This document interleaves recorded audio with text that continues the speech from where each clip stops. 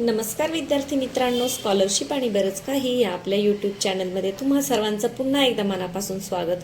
आज आपण इयत्ता 3री आणि 4थीसाठी गणिताचा पुढचा एक महत्त्वाचा भाग पाहणार आहोत, तो म्हणजे दिलेल्या अंकांपासून संख्या तयार करणे. तर हा भाग जो आहे तो अतिशय महत्त्वाचा आहे आणि तितकाच सोपा सुद्धा आहे. फक्त याच्यामध्ये काही गोष्टी लक्षात ठेवायच्या आहेत, तर त्या कोणत्या हे मी तुम्हाला सांगणार आहे. त्यापूर्वी जर चॅनलवर नवीन असाल तर चॅनलला सबस्क्राईब करा, कारण आपल्या चॅनलवर तुम्हाला अभ्यासाचे असे छान छान व्हिडिओ पाहायला मिळतील. तर आता पहा, व्यवस्थित लक्ष द्या. जर आपल्याला 2 अंक दिले असतील आणि त्यापासून 2 अंकी संख्या तयार करायची असेल तर किती संख्या तयार होतील पहा. एकदा 2 या दशक स्थानी, एकदा एकक स्थानी म्हणजे 23 आणि एकदा एकक स्थानी 2 आणि दशक स्थानी 3, 23 आणि 32 अशा 2च संख्या तयार होतात. जर आपल्याला 3 संख्या दिल्या असतील तर मग किती संख्या तयार होतात, तर 6 संख्या तयार होतात. आणि जर एखाद्या 3 संख्यांमध्ये एक जर 0 असेल तर मग 3 अंकी किती संख्या तयार होतात, 4 तयार होतात. आता तुम्हाला हे किती तयार होतील असं विचारत नाही, तर मी तुम्हाला आता दाखवते उदाहरण म्हणून. पहा, जसं 4 3 2, मग काय करा, 4 एकदा शतक स्थानी ठेवा, 3 आणि 2 लिहा म्हणजे 432. आता पुन्हा 4 आहे असाच ठेवा, या दोन्हींची जागा बदला, 423.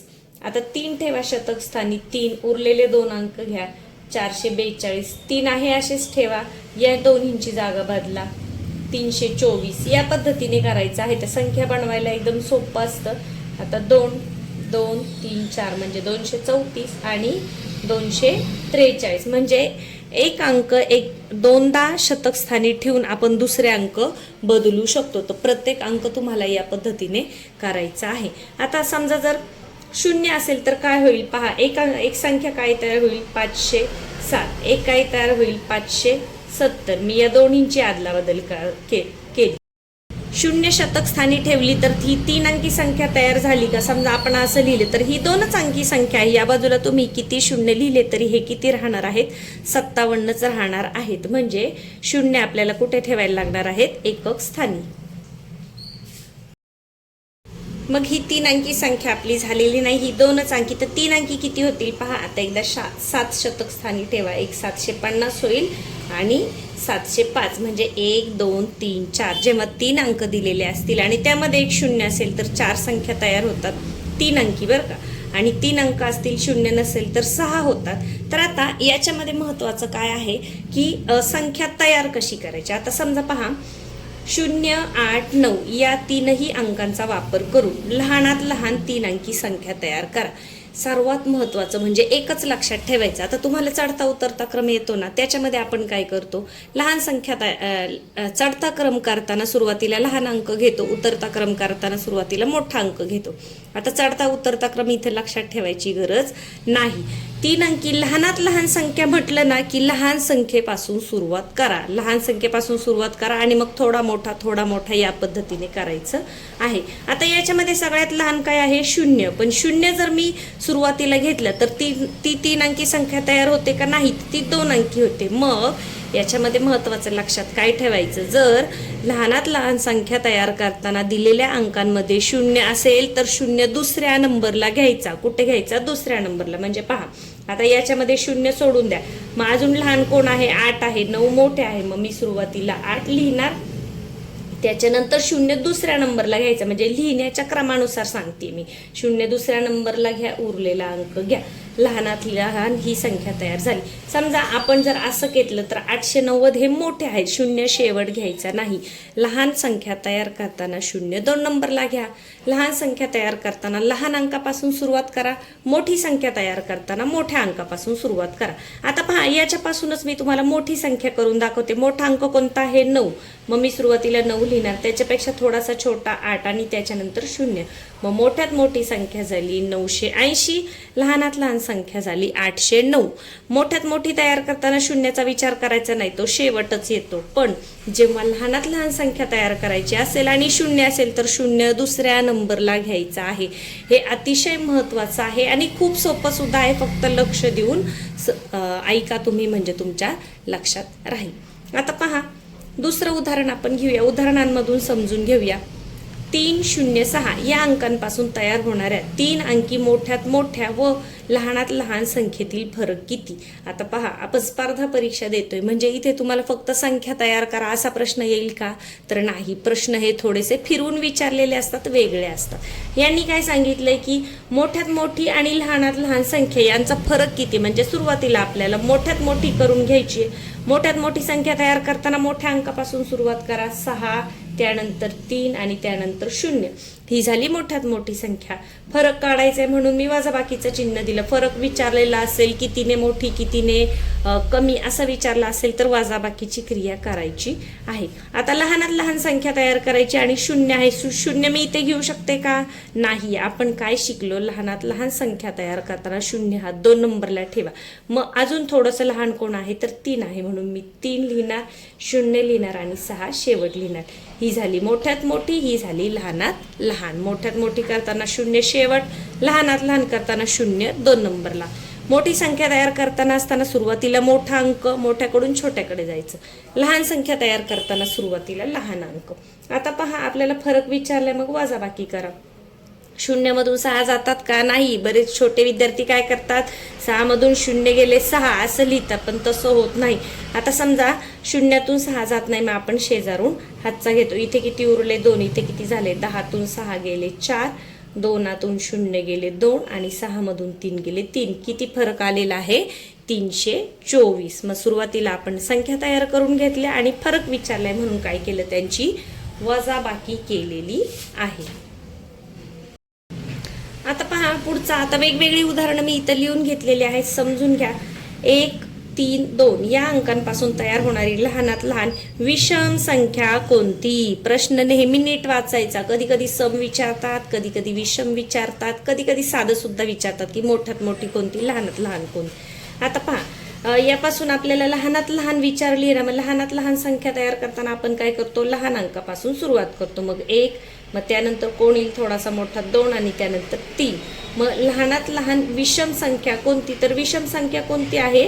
123. हीच आहे विषम संख्या, कारण इथे एकच स्थानी काय आले? 3 आले, म्हणजे ही विषम झालेली आहे. सम कोणती विचारलं असतं तर मग आपल्याला काय करायला लागलं असतं? 1 नंतर 3 घ्यावा लागला असता आणि मग 2 घ्यावा लागला असता, कारण एकक स्थानी 0, 2, 4, 6, 8 यापैकी एक अंक असेल तेव्हा ती सम होते आणि 1, 3, 5, 7, 9 यापैकी असेल तर ती विषम होते. आपल्याला विषम विचारली म्हणून इथे विषमच तयार झालेली आहे. आणि सम विचारली असती तर मग आपण काय करायचं? इथे 3 येतोय म्हणून या दोन्हींची आदला बदल करायची आहे स्थानांची.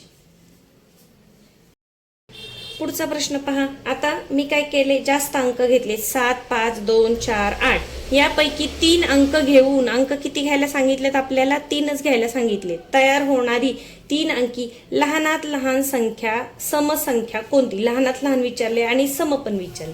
आता पहा, लहानात लहान संख्या तयार करायची तर मोठ्या अंकांकडे जाण्याची आपल्याला गरज आहे का? तर नाही. तर लहान अंक कोणता आहे? पहा 2. मग मी सुरुवातीला 2 लिहिला. त्याच्यानंतर कोणता येईल? 2 नंतर 4 येईल, मग मी 4 लिहिला. त्याच्यानंतर कोणता येईल? 4 नंतर 5 येईल. पण मला सांगा, जर एकक स्थानी 5 आलं तर ही समसंख्या झाली का? तर नाही झाली. मग आपल्याला इथे 5 घेता येणार नाही. मग आपल्याला काय घ्यावं लागेल? 2, 4 नंतर 7 सुद्धा घेता येणार नाही. 7 घेतली तरी सुद्धा ती विषम होईल. मग 2, 4 आणि त्यानंतर घ्यावी लागेल 8. म्हणजे पहा, दिलेल्या अंकांमधले 3च अंक वापरले आणि लहानात लहान समसंख्या आपण तयार केलेली आहे. लहानात लहान करायची म्हणून लहान अंक घेतले.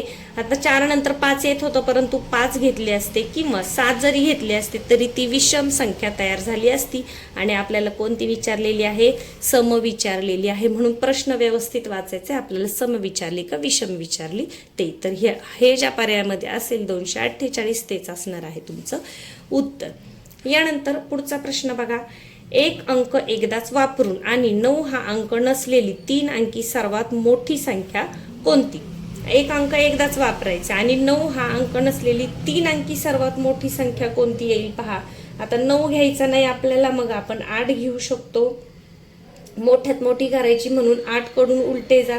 8 नंतर 7 घेऊ शकतो आणि 6 घेऊ शकतो, म्हणजे 876 ही झाली मोठ्यात मोठी संख्या. एक अंक एकदाच वापरलाय आणि आपण 9 हा अंक घेतला नाही. 9 घेतला नाही, मग 9 नंतर कोणता येतो? 10 येतो. पण 10 म्हणजे 10 घेऊ शकतो का आपण? नाही. आपल्याला मोठ्यात मोठी करायची म्हणून आपण एक एक अंक घेणार. मग 8, 7 आणि 6 876 ही झाली मोठ्यात मोठी संख्या.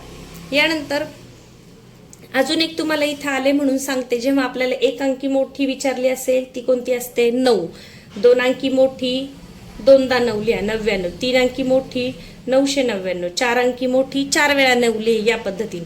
आणि जर तुम्हाला विचारलं की 3 अंकी मोठ्यात मोठी सम कोणती, तर आता सम घेताना इथे आपल्याला 9 घेता येईल का?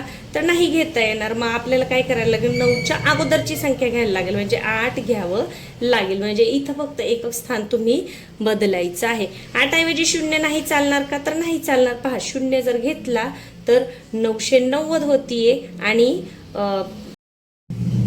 आणि 8 जर घेतला तर 998 तयार होती. आणि आपल्याला मोठ्यात मोठी विचारली म्हणून मोठा अंक घ्यायचा आहे. तर या पद्धतीने करायचं आहे. लहानात लहान संख्या जर विचारली तर पहा, 2 अंकी लहानात लहान कोणती आहे? 10. 3 अंकी लहानात लहान फक्त 0 वाढवत जायचं आहे. 100. 4 अंकी लहानात लहान एक एक एक एक 0 वाढवत जायचं आहे. 1000. तर हे तुम्हाला माहीत असलं पाहिजे, हे लक्षात ठेवा. याच्यावर सुद्धा वेगळ्या प्रकारे प्रश्न येऊ शकतो. आता पहा, अजून एक शेवटचं उदाहरण मी घेतलेलं आहे. 4, 7, 5 या अंकांपासून तयार होणारी मोठ्यात मोठी विषम संख्या कोणती? आता मोठ्यात मोठी संख्या करायची, मग मी मोठा अंक घेणार, त्यानंतर थोडासा छोटा आणि त्यानंतर छोटा. आता पहा, विषम विचारले, मग हे इथे 4 आले, मग ही विषम झाली का नाही? मग या दोघांची आपल्याला काय जागा बदलावी लागेल? जागा बदलावी लागेल, स्थान बदलावं लागेल. म्हणून आपल्याला काय घ्यावं लागेल? 445 ही झाली विषम संख्या. म्हणून प्रश्न वाचताना व्यवस्थित वाचायचे. सम विचारले की विषम विचारले, सम असती तर काही प्रॉब्लेम नव्हता. विषम विचारले म्हणून या दोन्हीची आपण काय करायचे आहे? आदला बदल करायची आहे. तर हा गणितामधला अगदी सोपा पण तितकाच महत्वाचा भाग दिलेल्या अंगांपासून संख्या तयार करणे. याच्यामध्ये 2च गोष्टी महत्वाच्या आहेत, 2 ते 3. लहान संख्या बनवायची असेल लहान संख्येपासून सुरुवात करा, मोठी बनवायची असेल मोठी संख्या सुरुवातीला घ्या, त्यानंतर छोटी छोटी या पद्धतीने. जर लहान संख्या बनवताना 0 कुठे ठेवायचा आहे? दुसऱ्या नंबरला ठेवायचा आहे. आणि मोठी बनवताना मात्र 0 शेवटच येतो. एवढ्या 2 ते 3 महत्वाच्या गोष्टी जर लक्षात ठेवल्या तर हा अतिशय महत्वाचा भाग तुमच्यासाठी अगदी सोपा होऊन जाणार आहे. आणि हा खूप महत्वाचा आहे. याच्यावर तुम्हाला अगदी पुढच्या इयत्तांमध्ये गेल्यावर सुद्धा अशाच प्रकारचे प्रश्न विचारले जातात. तर मला खात्री आहे हे तुम्हाला नक्की समजलं असेल. तुम्हाला जर मंथनचं पुस्तक उपलब्ध झालं असेल तर नक्कीच त्याच्यामध्ये जो व्यवसाय दिलेला आहे तो सोडून घ्या. आपण व्यवसाय सोडवलेला डिटेल व्हिडिओ आपल्या चॅनलवर अगोदरच अपलोड केलेला आहे, म्हणून मी आता पुन्हा तीच उदाहरणं सोडून दाखवत नाही. तर मी इथे फक्त समजावून सांगितलेलं आहे की कशा वेगवेगळ्या प्रकारची उदाहरणं तुम्हाला सोडवायची आहे. चला तर मग व्हिडिओला लाईक करायचे विसरले असेल तर लाईक करून घ्या. पुढच्या वेळेस आपण दुसरा एखादा महत्त्वाचा घटक अभ्यासणार आहोत. धन्यवाद.